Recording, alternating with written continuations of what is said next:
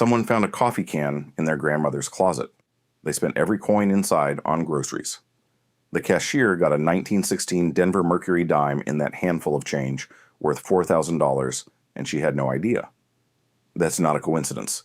The coins worth real money right now were designed to look exactly like the ones people spend without thinking, and the wrong people keep finding that out too late. Most people who find old coins apply the same three filters. Is it gold? Is it a brand they recognize? Does it look old and unusual? Those filters feel reasonable. They are also exactly wrong. The coin that looks dramatic may be a tourist shop replica worth nothing. The dull, pocket-worn dime sitting next to it may be the one a serious collector has been tracking on eBay for 14 months. Condition matters, but not the way most people think. Date and mint mark matter more than almost anything else, and most people never look.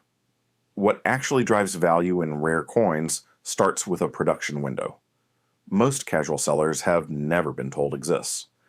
Between roughly the 1880s and the 1960s, the United States Mint was producing coins to a standard of silver content, die craftsmanship, and low mintage numbers that created permanent scarcity the moment those coins left circulation.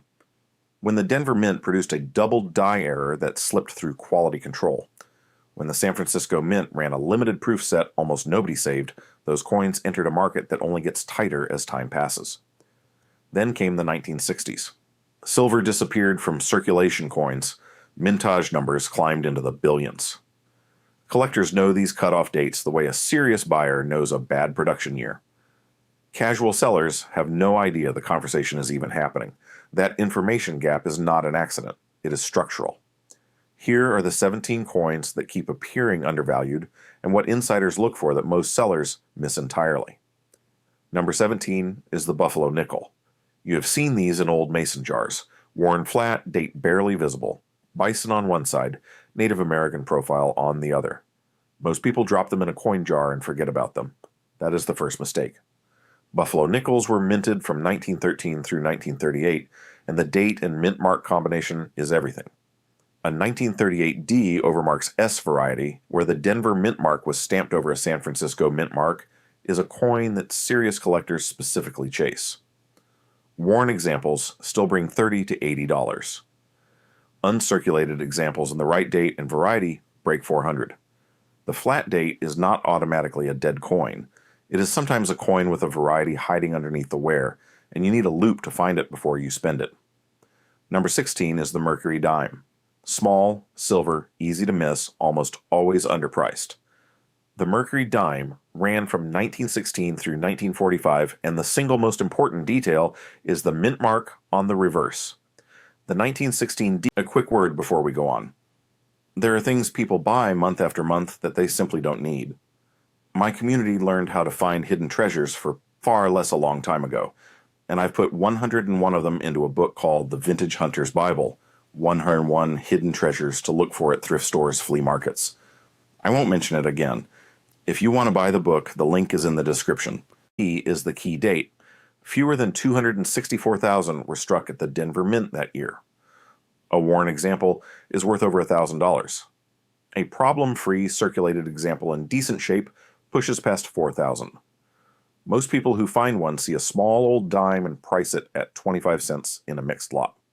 The collectors who know what they are looking for are at the estate sale before you finish your coffee. Number 15 is the Walking Liberty $50. This is one of the most beautiful coins ever produced by the United States Mint, and most people sell it for melt value without realizing it. Walking Liberty halves ran from 1916 through 1947 and contain 90% silver.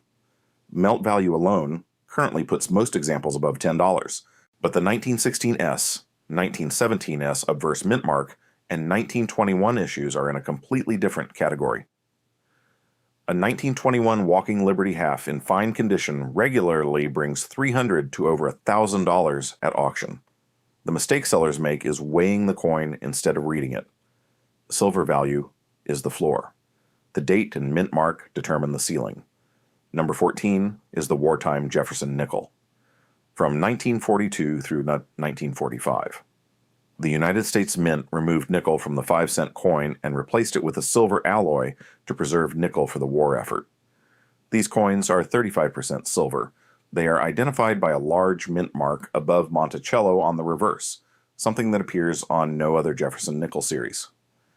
Most people who find these in old rolls or coin jars have no idea they are holding silver. They spend them at face value or sell them in bulk as common nickels. A full original roll of 1943 P wartime nickels in uncirculated condition has sold for over $200, 5 cents at a time spent in a vending machine. Number 13 is the Roosevelt dime, specifically the 1964 issue. Most people think Roosevelt dimes are modern throwaway coins. Most of them are. But 1964 was the final year the United States Mint struck Roosevelt dimes in 90% silver before switching to the copper nickel-clad composition that has been used ever since. A 1964 Roosevelt dime is worth several times face value on silver content alone. But the 1968 no S proof and 1970 no S proof are the ones that stop collectors cold. These are proof coins that left the San Francisco Mint without the S Mint mark due to a production error.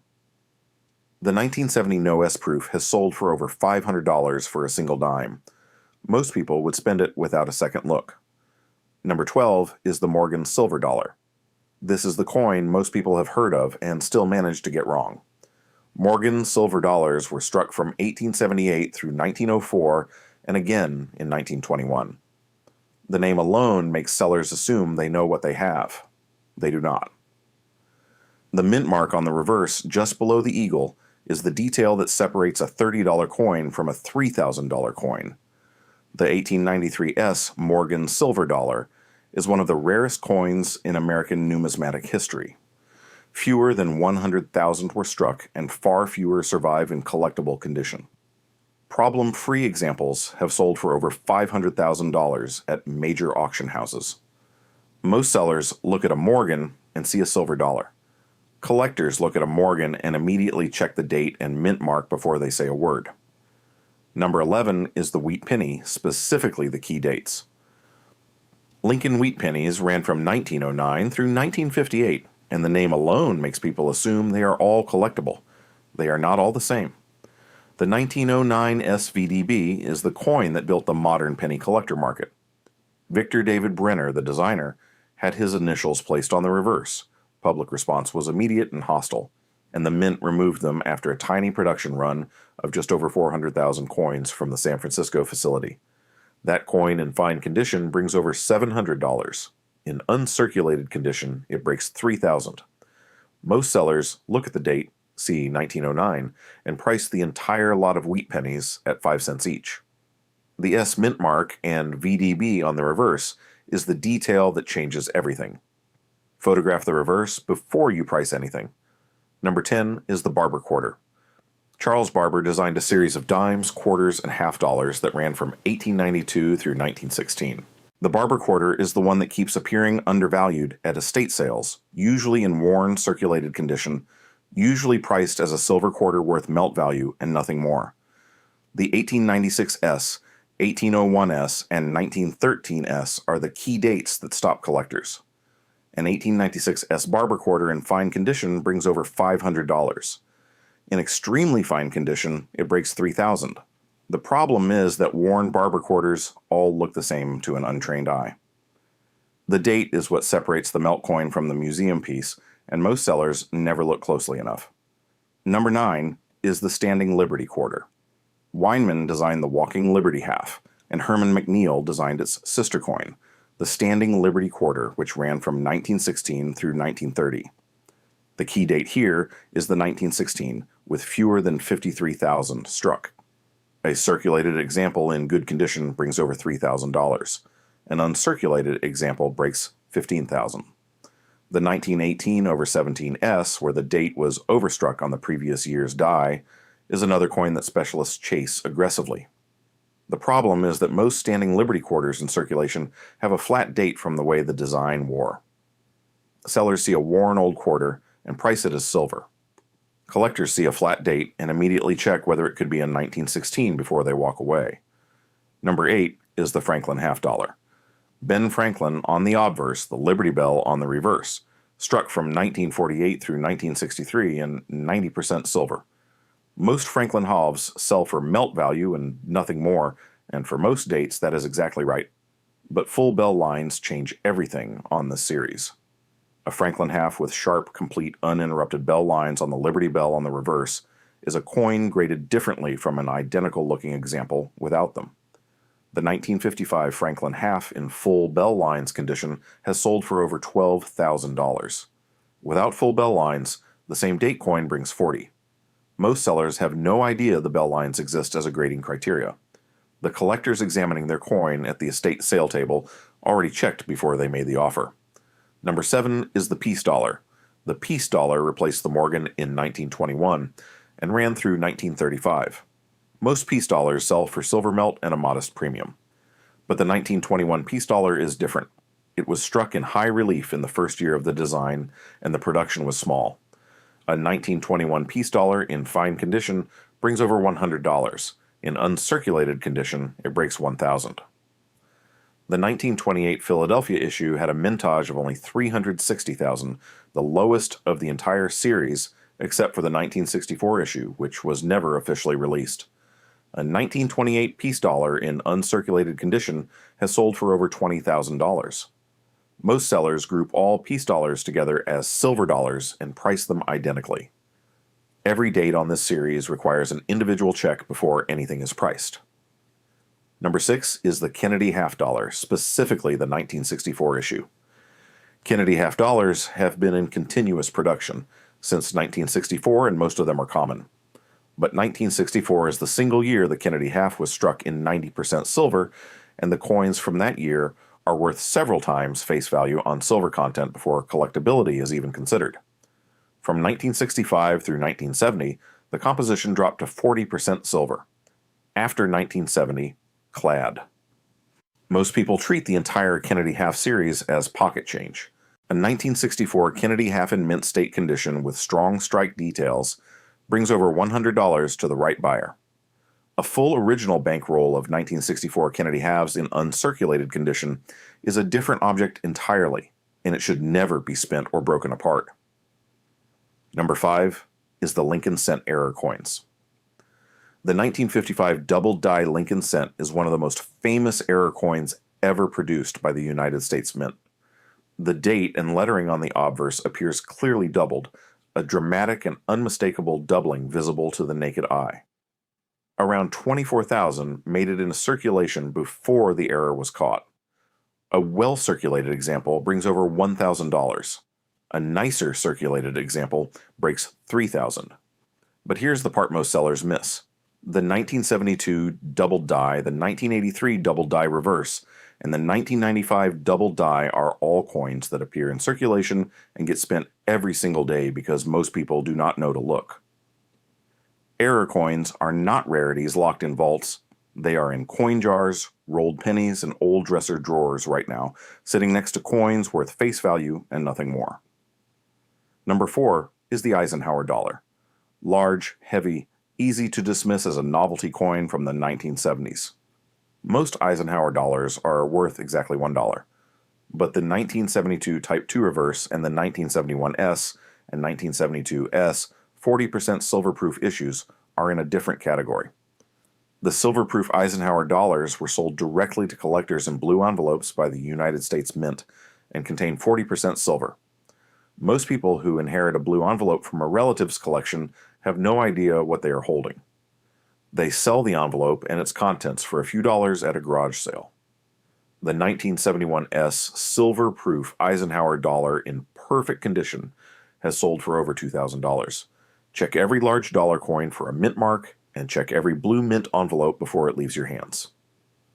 Number 3 is the 1950D Lincoln cent. This coin trips up experienced sellers because it looks so ordinary. It is a wheat penny, 1950, D-mint mark, plain copper, nothing unusual about the appearance.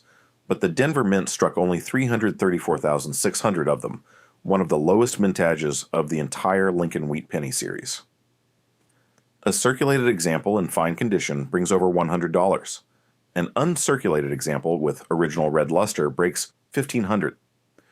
The reason this coin keeps getting spent and sold for nothing is that it looks exactly like every other copper wheat penny in the jar. Nothing about the visual presentation signals value. The date and mint mark are the only tell, and they require you to actually look at the coin before you decide it is worth 1 cent. Number 2 is the 1913 Liberty Head nickel. Only 5 are known to exist, 5 coins in the entire world. The Liberty Head nickel design was officially replaced in 1913 by the Buffalo nickel, but 5 Liberty Head nickels dated 1913 were struck under circumstances that remain partly mysterious to this day. They were not authorized production. They were not supposed to exist. One of the 5 sold at auction in 2010 for over $3.5 million. If you somehow have one of these, you will know it because every collector in the country already knows where all 5 are. But this coin belongs on this list because it represents the extreme end of the same principle that applies to every coin above it. Scarcity, combined with documentation and originality, produces value that has no ceiling. Number 1 is the 1943 copper Lincoln cent. In 1943, the United States Mint switched from copper to zinc-coated steel for Lincoln cents to preserve copper for the war effort. Almost every 1943 cent is steel. You can test one with a magnet and it will stick, but a small number of copper planchets from 1942 were accidentally left in the presses, and a handful of 1943 copper cents were struck before anyone noticed. Fewer than 30 are confirmed to exist across all 3 mint facilities. One sold at auction for over $170,000.